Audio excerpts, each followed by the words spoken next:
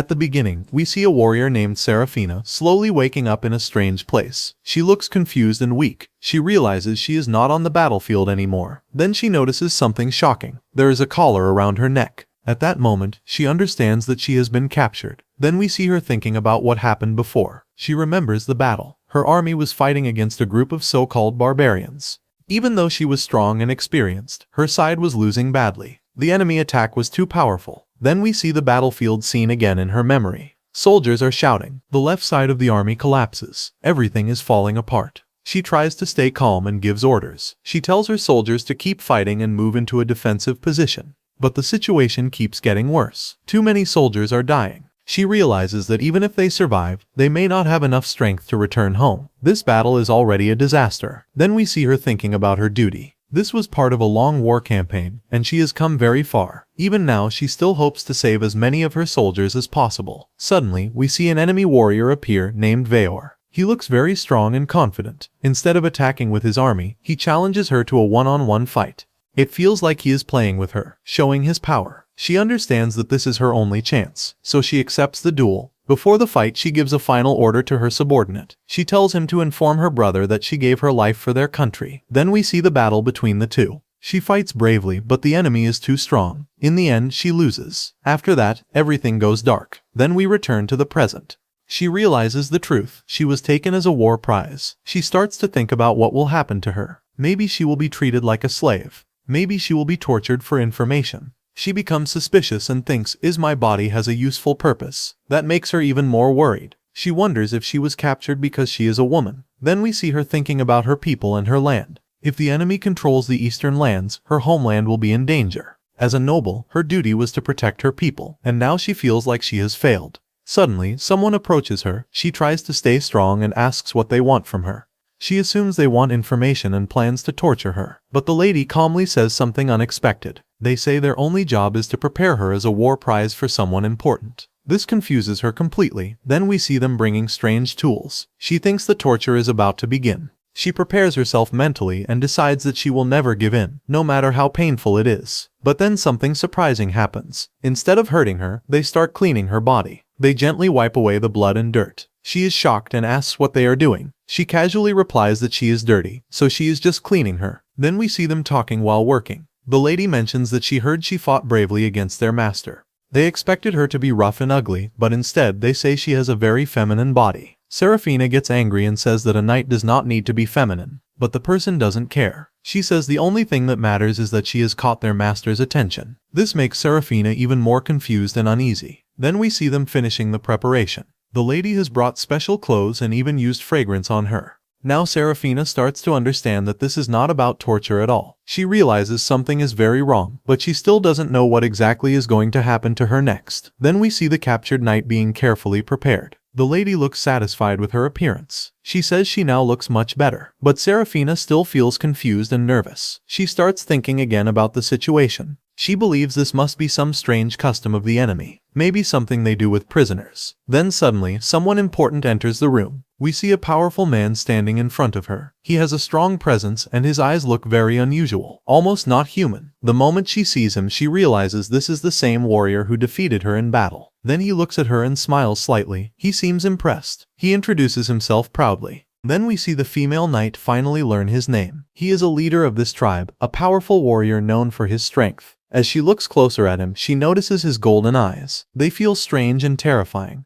It reminds her of an old story she once heard from her grandfather, a story she thought was just a fairy tale. Now she realizes the truth. She understands that this man may not even be fully human. But even after realizing this, Serafina does not beg for her life. She stays strong and proud. She tells him clearly that she will not ask for mercy. He can do whatever he wants to her, burn her, kill her. She will not lose her pride. Then we see Veor react calmly. He is not angry. Instead, he looks amused. He calls her by her name, Serafina.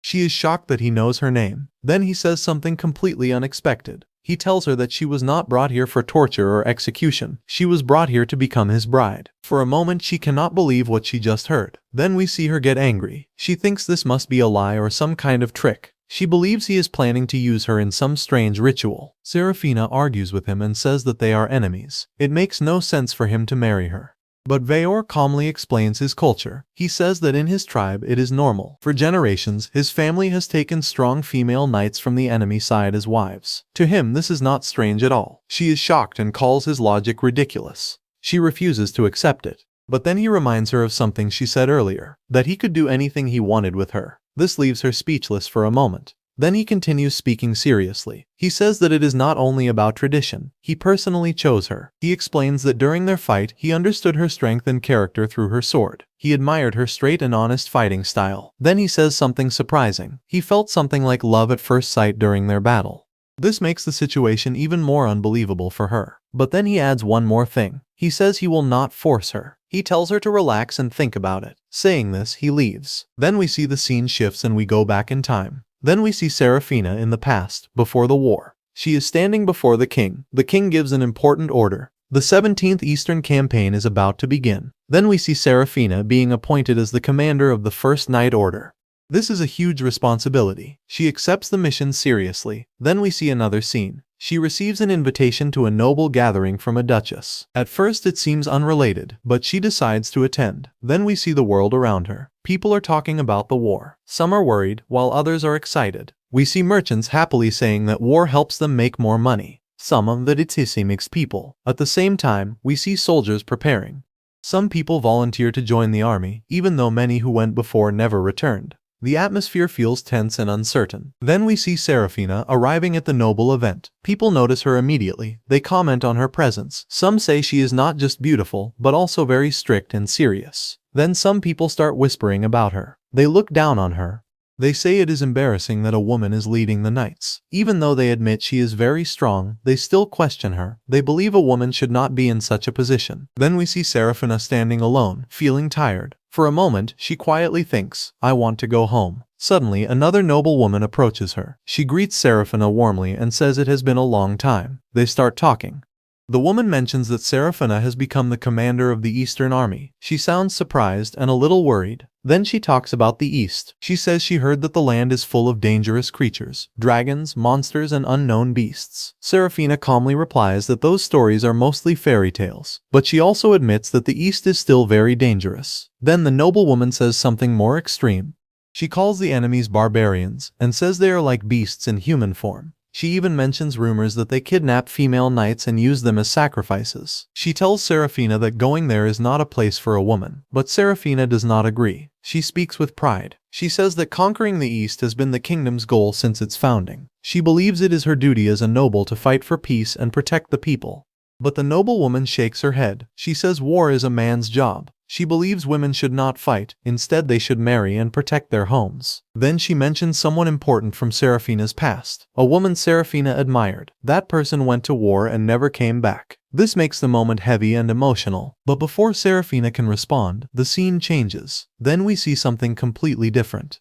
Outside the noble event, the reality of the kingdom is shown. While the nobles enjoy food and music, the common people are suffering. Crops have failed many times and people are starving. Then we see a group of desperate men trying to steal food. Suddenly, Seraphina appears and stops them. She stands firmly and warns them to stop. She tells them that if they resist, she cannot guarantee their safety. The men are scared but also desperate. They say they had no choice.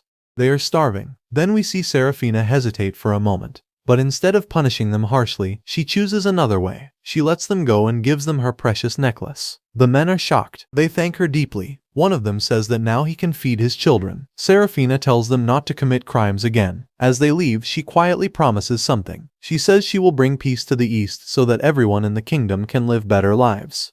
Then we see her preparing to leave for war. She says goodbye, determined to fight for her country and her people. But suddenly, someone stops her. It is her brother, the king. He is angry. He tells her to stop and says she has done enough. He does not want her to go to war. He reminds her that she is a woman and should not live as a knight anymore. He even says that she should think about marriage instead. But Seraphina refuses. She is determined to follow her own path. Then the scene suddenly shifts back to the present. We see Seraphina waking up in shock. Then she notices Veor laying beside her completely naked. Seeing this scene, Seraphina is shocked at what she has done. With that, the episode ends here.